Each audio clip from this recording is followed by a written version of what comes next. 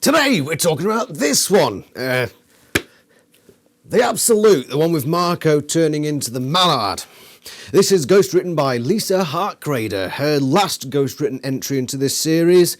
Been a bit of an up and down adventure. How does she do grammatically in this one? Fine. Pacing is alright. So nothing too bad about the writing here today. This is Marco's last narration. And over the last few books we've had Rachel's last narration, Cassie's last narration, Tobias's last narration, and those three books have sort of rounded off the ends of those particular character arcs.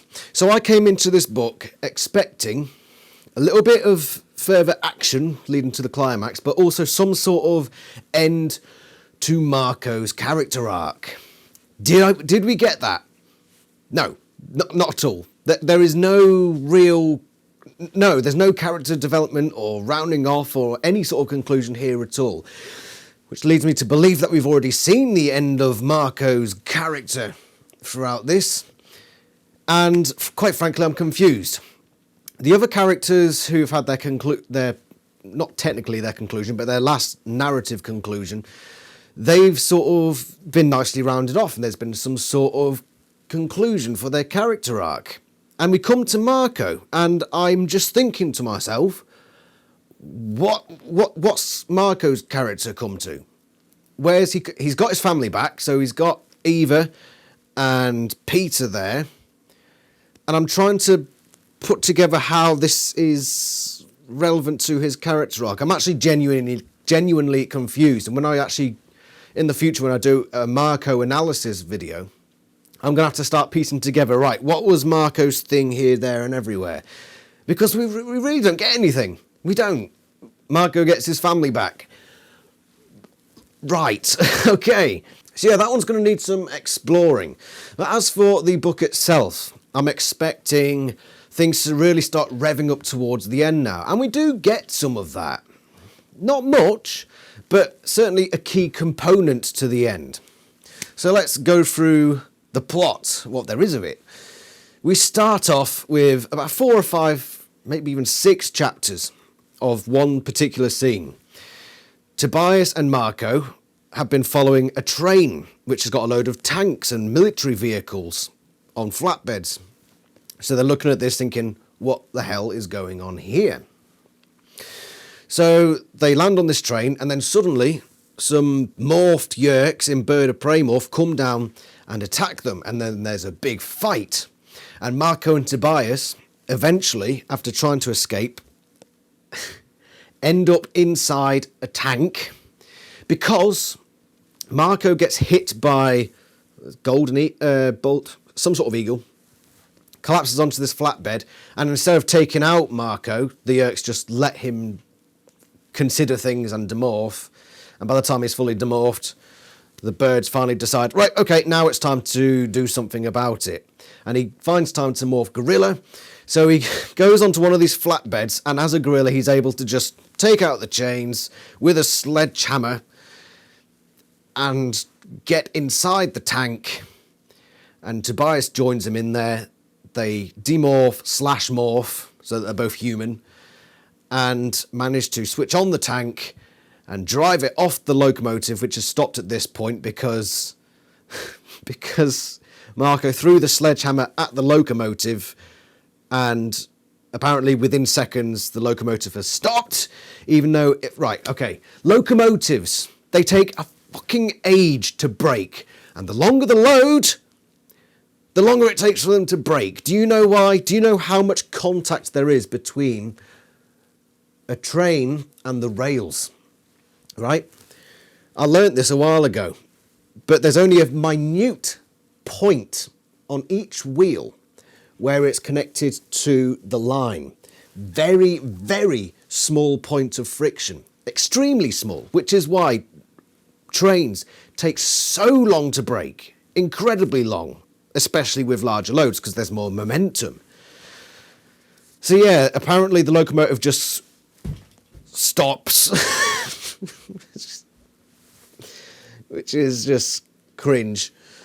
And Tobias and Marco are inside this tank, and they say, oh, let's just drive it off. So they press the big on switch, and suddenly they're driving a tank, and they almost drive it off a cliff. So they reverse, but then it turns out the cliff is just a small ditch, so they drive over it anyway. And then they end up on the freeway, blocking off traffic, and then that's it. That's the 6 or so chapters at the start of this book. Filler. Complete, unnecessary filler. Because nothing else happened with this locomotive. That was it. That's all this was just a prolonged fight scene. With nonsense. Not off to a great start, book, are you? Next scene. Best scene in the book. We're back in Hawkbajir land, and they've got the council meeting. So all the head honchos of this place. So you've got the Animorphs, you've got Eva, and you've got Toby. So that's the 8. And they're having a discussion. One of the first things that's asked by Jake is, where did you put the tank? Obviously, Marco and Tobias couldn't take the tank to the Hawkbajir Valley because then they would have led the Yerks straight to the valley. So what did they do?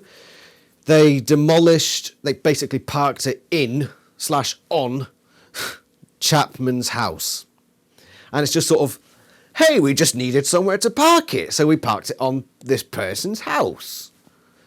And Rachel, for a moment, is like, Melissa lives there. You can't do that. And Marco just says, yep. And Jake says nothing. And that's the last we hear of that. Are you fucking serious, book? Since when were the Animorphs the bad guys? I know they do questionable things, but since when are they just malicious for no reason? I had this argument with Raptor. It wasn't an argument, per se. I had it with him on the Discord. And he said, oh, I thought it was all right because Chapman is one of the head honchos of the Yerk, so destroying his house is fine. I said, no. You realise that Melissa, an innocent girl, lives there. And this is not something I said to him, but this is also a point. Yeah, Chapman is a controller, and so is Mrs. Chapman, but there are also innocent hosts in the body. So essentially, 3 innocent people, and you've just demolished their house. Let's focus specifically on Melissa, because that's the easiest point to come at this from. Innocent girl, sitting... I don't know how they knew that the Chapmans were out. I suppose they checked before, which makes it even worse. They considered it rather than just doing it. This innocent girl who's got this room with all her stuff in it, all her memories, all that stuff, family photos and all that. You know, when the war ends and the Chapmans are presumably freed, which is not far from this fucking point, all that gone. Gone. You want to make things fucking worse for these people? Since when were you the evil ones? Just demolishing someone's... They're homeless. Melissa, innocent girl, homeless. Why? Because we wanted some shits and giggles. Bollocks! You aren't supposed to be the malicious bad guys here. I know Raptor's argument was essentially this is one of the head honchos. Is he though? Is he fucking really? This isn't Visser 1 we're talking about. This is Chapman. What does he do? He hangs out at the school and occasionally poses as a lieutenant on board a ship. What are you stopping? What major plans are going down at Chapman's house specifically? The Animorphs don't suspect anything going on there, we assume. So it's just a house. It's just... There's no reason to do this. You just got to demolish this house with an innocent girl inside. She may not be inside, but that's still her fucking house. And you've just demolished it. Everything gone. It's inexcusable. And it's fucking evil. And I did not like that. But this happens again later in this book. And... The reason I think it is because throughout most of this book, you've got neither Jake or Cassie there. Cassie, the moral compass, Jake, the leader, who makes the big decisions. Those two are pretty much absent for them, apart from this scene we're currently talking about, they're absent from this book. So it's mostly just Marco, Axe and Tobias. And they just show no sort of... They're just being twats throughout this book, really. Just a collection of fumbling, bumbling twats. But let's just move on. So we're in this scene. They figure something is going on with the National Guard. And Jake and the other Animorphs assume, or they've been clued in to, I forget how, but a load of the National Guard are about to be shipped into the Yerk pool to be infested. And of course they don't want that. And they decide, right, we're in secrecy now, the National Guard are in trouble, we've had all this stuff going on, we might as well let everybody know. We might as well let the governor of California know that this is all going on. So Jake considers essentially a three-pronged attack. So you've got Group 1, which is himself, Rachel and Cassie, to go disrupt the troop infestation. We never see any of that. Group 2 is Marco, Axe and Tobias, who are going to go tell the governor. That's basically their only instruction. And then Group 3, which is a bunch of Hork-Bajir going to save a bunch of Hork-Bajir. Those three things, they're going to... It's a worthwhile plan. Poorly executed. Very poorly executed. The idea in principle is a nice one. A nice one. Spread your forces into different areas for the pronged attack. Yeah. And also during this conversation, we effectively learn, it's implied that the other Animorphs don't know what went on with the blue box in the last one. They know it's gone now, hence why the Yerks at the start of this book were in bird morph, so they know that that's a problem, but they've got no idea that it was Cassie that gave the morphing cube to the Yerks. So they don't know that, and they're a bit confused why Jake is basically just completely blanking her at every opportunity. She'll say, oh, I'll do this. He's like, nope, I can trust them. And the other Animorphs are just like, what's going on here? Eva basically says that they can be pretty certain that not many National Guard have been taken, which is what gives them the incentive to go to make this move. And that is where they then split up and go to do it. You'll notice that I called this the best scene in the book. It is good. There are some really good interactions, mostly revolving around Jake. And it wasn't great. It was good. It wasn't great, but this was the best part of the book. Then we go on to the next part, where Marco, Tobias and Axe go to the gardens to get a new morph, and that morph is a mallard, because they think, right, we need to take a fast route to where we need to go. And it's a long way away, so we need something that can fly long distance without tiring very quickly, and they come to the conclusion of a mallard duck. So they go to the gardens, and they're hanging around in the reeds. Axe is just himself. They couldn't find a better way to do this, apparently. So when the zoo bit is open and then there are people wandering in, they're just sort of jumping around in this reed pool, grabbing ducks. And then suddenly Yerks, apparently there are controllers everywhere, and they've all got handheld Dracon beams everywhere. They've all got these Dracon beams. Every single controller, whatever. And they start shooting. And it's as if everyone else disappears, because the public aren't mentioned at all as soon as the Yerk confrontation comes up. And they just have a big fight in the gardens. Axe jumps from a tram car thing and manages to morph just in time before he hits the ground. And there's a lot of stuff that we will cover eventually with this speed morphing, apparent speed morphing. So he speed morphs, TV show-esque, and flies off. It's just a big fight scene, that's it. I don't really need to go into detail with it. So they've now got a mallard duck morph, and they fly to the capital, the state capital. And one of the bits I liked about this book, and other people liked this bit too, is when they're just having a little chat about the mallard duck, saying, all this time, we didn't bother with a mallard duck when we could have done. It's really actually quite a useful morph, and it was a charming conversation. I really liked that bit. It didn't last long, but it was nice and effective, and I really enjoyed it. One question I do have to ask is, the amount of times you've stolen a Yerk ship, why don't you just do that again? You've shown us that you're clearly... It's a fucking hobby of yours at this point to go steal some sort of craft. You do it on your fucking days off. Yeah. So they get to the state capital, And they go to the main government building, the state capitol building, and it's the weekend. So they say, oh, actually, the governor's probably not here. So they start asking for directions to the governor's own mansion. And eventually they bump into a biker who just so happens to know and tells them exactly where to go. Not thinking for a second, why am I giving out the governor's address to these people I don't know? So you might not think there's some sort of security risk of this, apparently not. But yeah, this random biker, forget his name, tells them where to go. So they go to the governor's mansion, and they're standing outside it thinking, well, now what do we do? So every stage of this, it's just complete guesswork. Complete guesswork, and a bit of luck, and a bit of plot convenience thrown in. And very lucky for them, a limo pulls up, and they're just in time for the governor to go to a big dance party where all her corrupt friends are hanging out.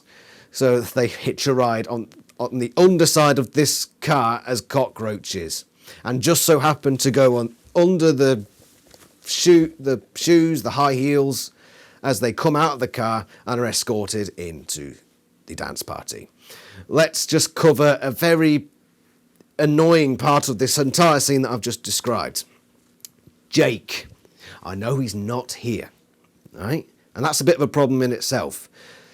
But regardless, Jake, this is his failing. Everything about this scene, all the confusion, all the just lack of any idea what they're doing, this is all on Jake. Because what he's evidently done is just sent them off to the governor's building and given them no instruction. As a leader, you give them fucking instruction. And it's beyond me that they had this big council meeting and not a single person put their hand up and said, okay, what are we actually going to do when we get to the state capital?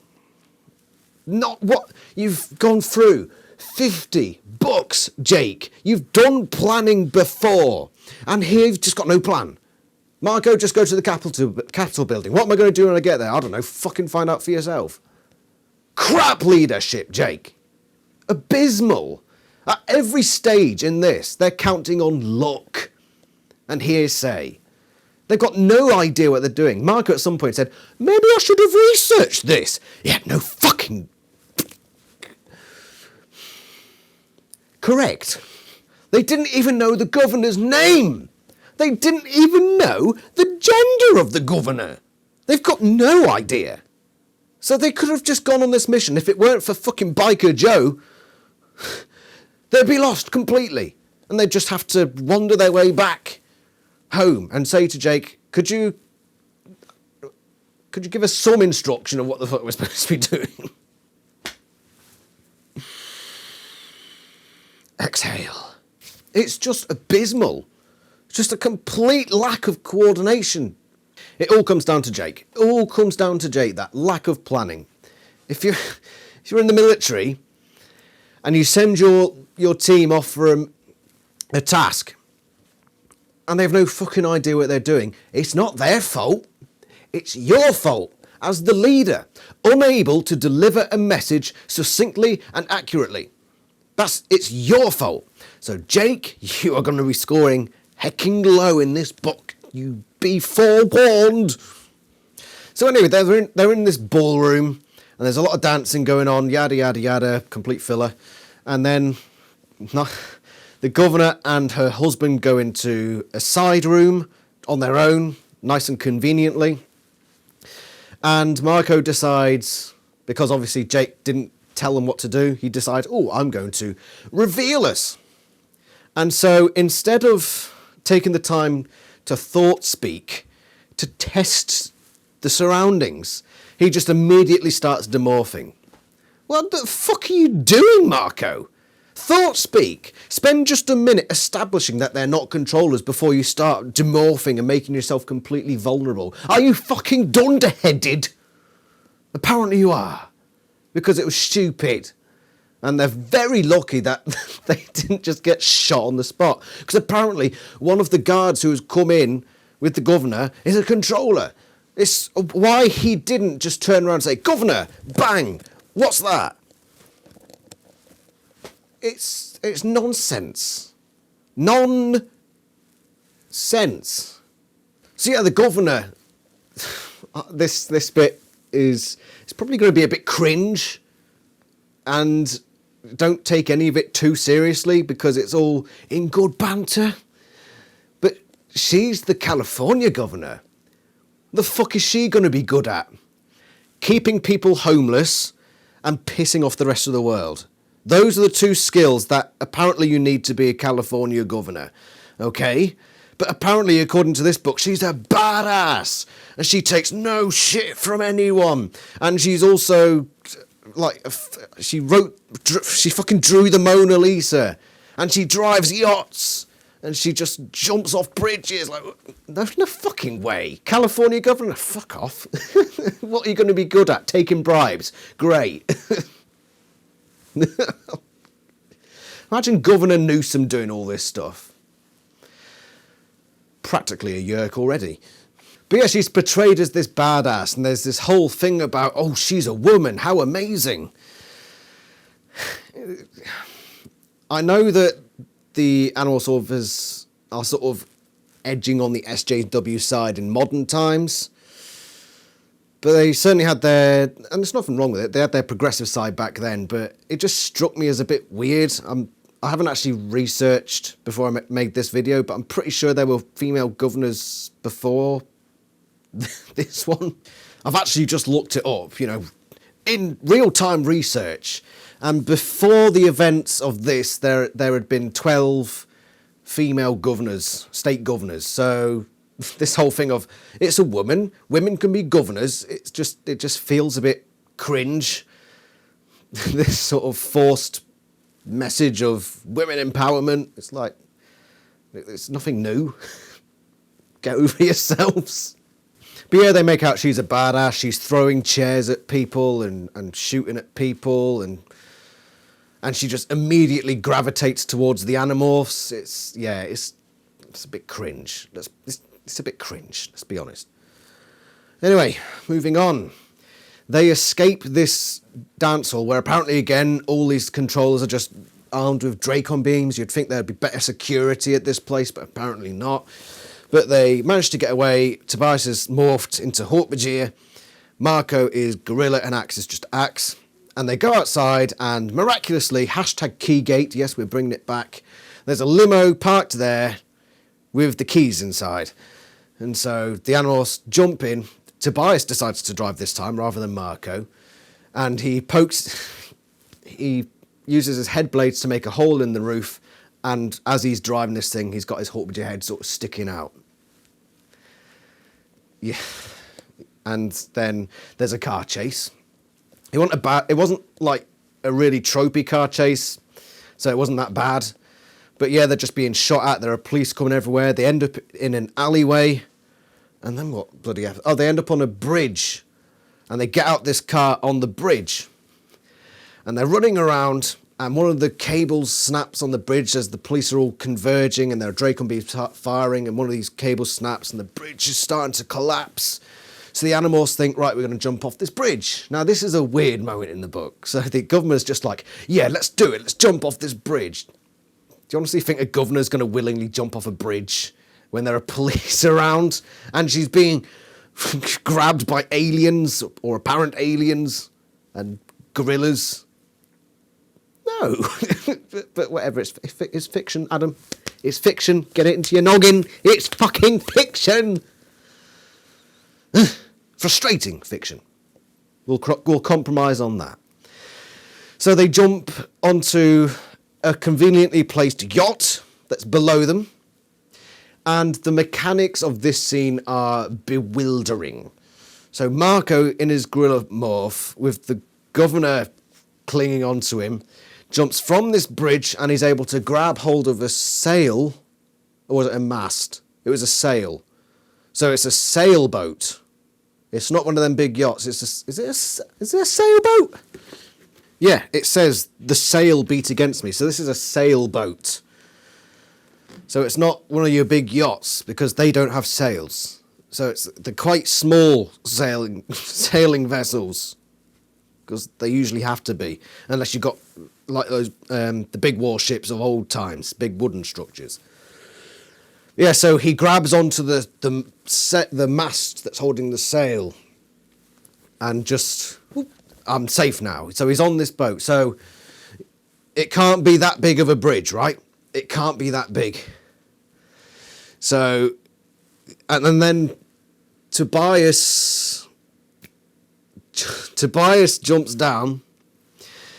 As a Hawkbudgear, he jumps off as a Hawkbudgear, and he manages to morph into a bird before hitting the water and flies away.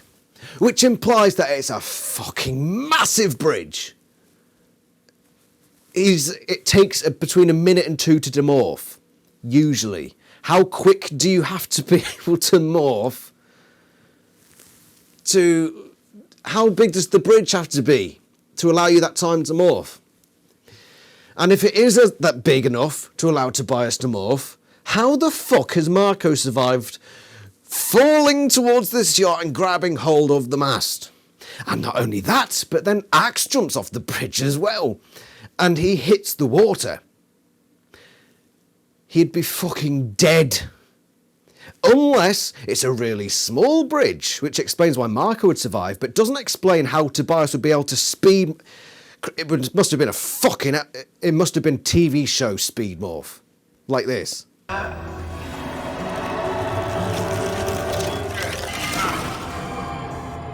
The logistics of this scene make no sense.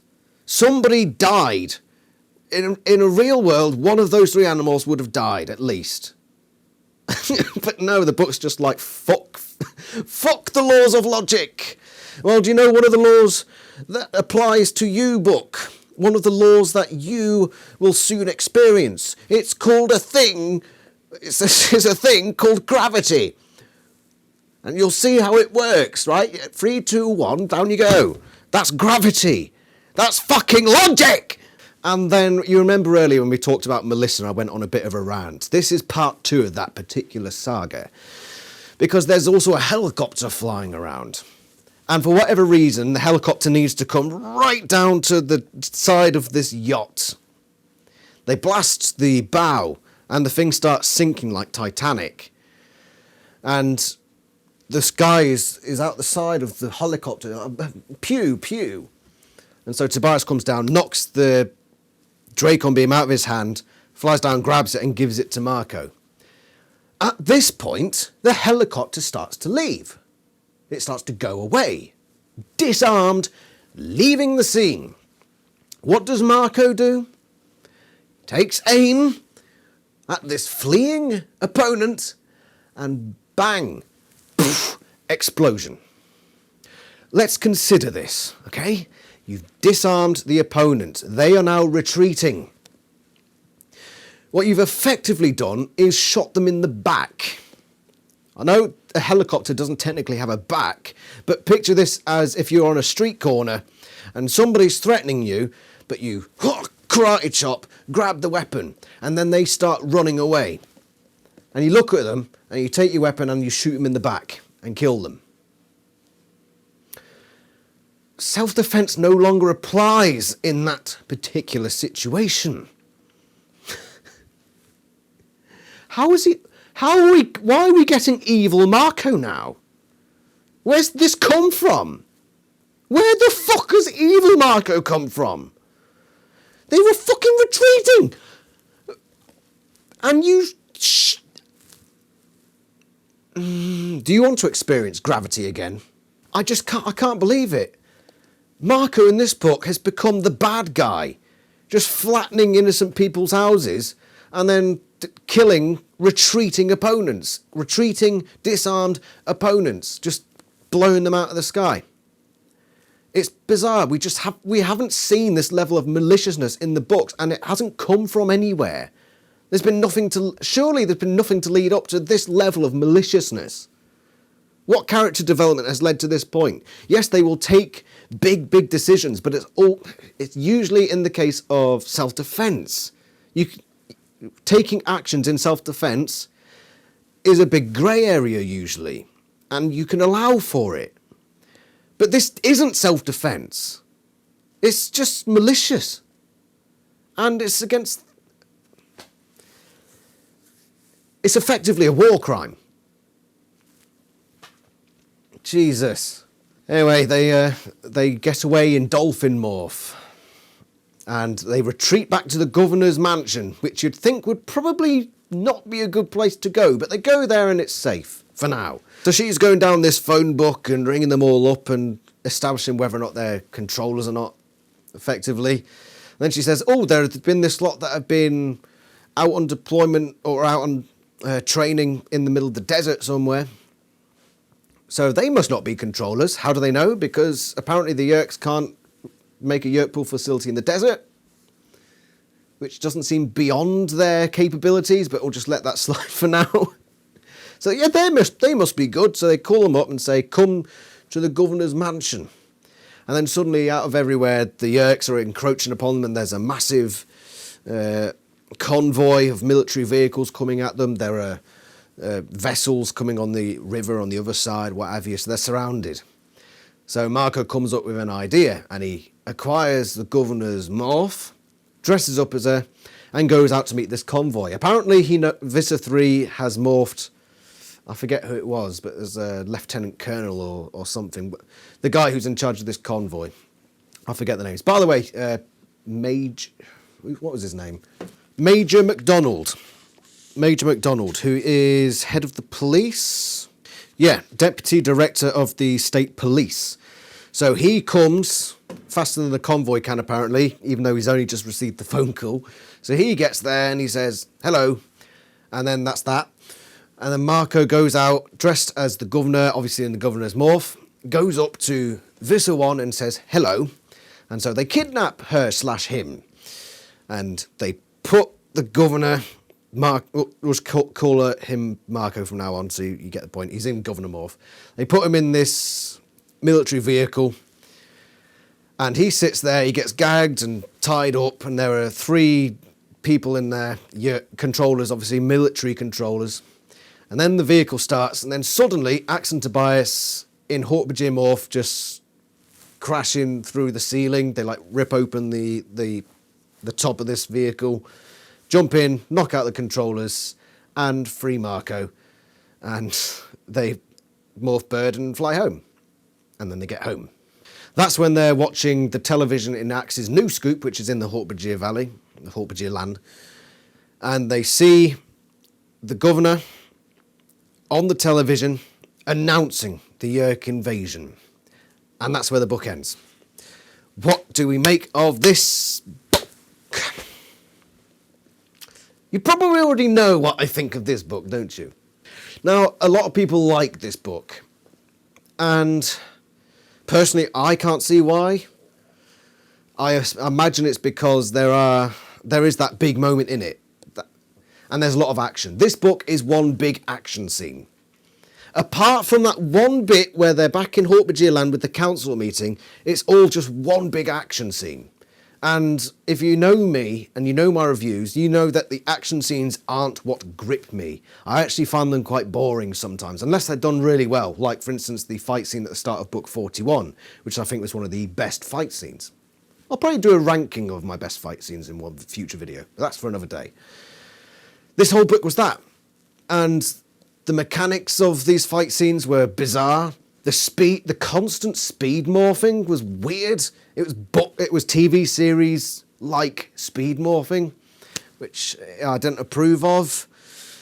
And it was just a lad's day out. Marco, Ax and Tobias's lads on the lash, boys' holiday. That's what this felt like. It was just the way I thought about this book, and the way I describe it to myself, is an integral book trying its absolute damnedest to be filler. That's what this book is. It's so important to the series, but at the same time, at every step of the way, it's trying to be a fucking filler book.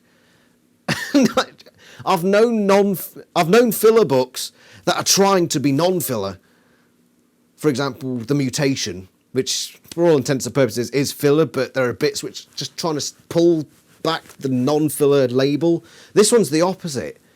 It's got that big moment at the end where essentially the Yeerk invasion is announced to the public. Big moment, integral to the series, but it's just surrounded by this guff, this nonsense, non-logic following action tropey tripe. The only good scene in this book, full scene, apart from the evil Marco bit, was the bit back at camp when they were having the discussion, because of the interplay between Jake and Cassie mostly. Apart from that, I was bored. I was bored reading this book. And it might entertain some of you because you like the action stuff, but I don't. It's not my sort of book. And that's why I'm going to give this book a low score, but I can understand in a way why people give it a bigger score. It's just that the action stuff, which this book is absolutely filled to the brim with, is just not my bag. I prefer the character stuff, the introspective stuff, the subtle stuff. This book is not subtle. It's very, very unsubtle, actually. But yeah, it had its all right moments. It did. But apart from that, it was crap. Anyway, Jake's leadership score, he was hardly in it, but for the bit he was in it, he made a three-pronged attack, but completely failed on the execution. It wasn't a fatal error. It could potentially have been. We don't know how the other two prongs of this attack went. So the Hawk-Bajir, rescuing the Hawk-Bajir at the sharing main building, which is what they were doing. And they were watching highlights of the Group 1 mission, which was Jake, Rachel and Cassie. Apparently that went well. We don't know the details of that. But Marco, Axe and Tobias were just left to do whatever the fuck they wanted. So Jake's getting a 2 for this one. Just complete lack of decent leadership. Nothing fatal, but yeah, just crap. As for the book itself, definitely a disappointment in my estimations.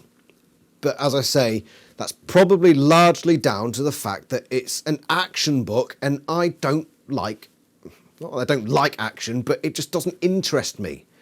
There were parts of this book where I was reading, and then I caught myself thinking, I'm actually not taking the words in. I'm just it's like I'm sleep reading. And I had to go back a couple of pages. Right, let's try that again and actually see if that information gets in my head, because it just bored me stiff. Bored, I was. Bored. B-O-R-E-D, bored. By you. And you're schmuck. That's what you are. Schmuck. The absolute tripe. Garbage. Useless book. You're not as bad as some other books, though. I'm going to give you a 3 out of 10. 3 out of 10. A bitter disappointment, especially this close to the end of the series. But the next one is going to be The Sacrifice. And let's hope, unlike Marco, we actually get some conclusion to Axe's character in this one. I'm actually thinking this could be a very interesting one. And I bloody well hope so, because the last thing I want now is 3 books from the end getting another dosser. Yeah. And that's that. So next one, The Sacrifice. I hope you enjoyed this review, and I shall see you next time. I'm going to find out what I'm going to do for Monday's video, because I've got no bloody idea at the moment. I'll figure something out. Thank you for watching. Ta-ra.